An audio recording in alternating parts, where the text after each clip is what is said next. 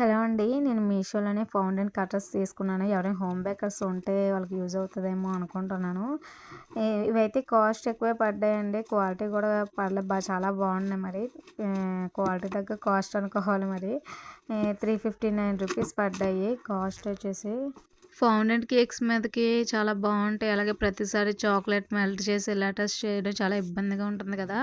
So, ఇవైతే సింపుల్‌గా అయిపోతుంది. ఫౌండెంట్‌ని చపాతీ రోల్‌తోటి రోల్ చేసుకొని కట్ చేసుకోవచ్చు. అలాగే హాఫ్ కేజీలకి కూడాను ఇలా చేస్తే మనకి ఫౌండెంట్ లెటర్స్ పెడితే మనకి ప్రాఫిట్ ఉండదు కదా! సో, కేక్ మీద వేస్టేజ్ ఉంటది కదండీ! డోమ్ షేప్‌లోని దానితో కూడా మనం కేక్ లెటర్స్‌ని కట్ చేసుకోవచ్చు. నెక్స్ట్ వీడియోస్‌లో ఏవైనా నేను అలా చేసినప్పుడు పెడతాను. ఆ వీడియోస్ కూడా మా బాబు బర్త్‌డే ఉందని ఈ ఫౌంటైన్ కేక్ చేద్దామనేసి ఆర్డర్ పెట్టాను. నాకు హోమ్ బేకరింగ్ కదా!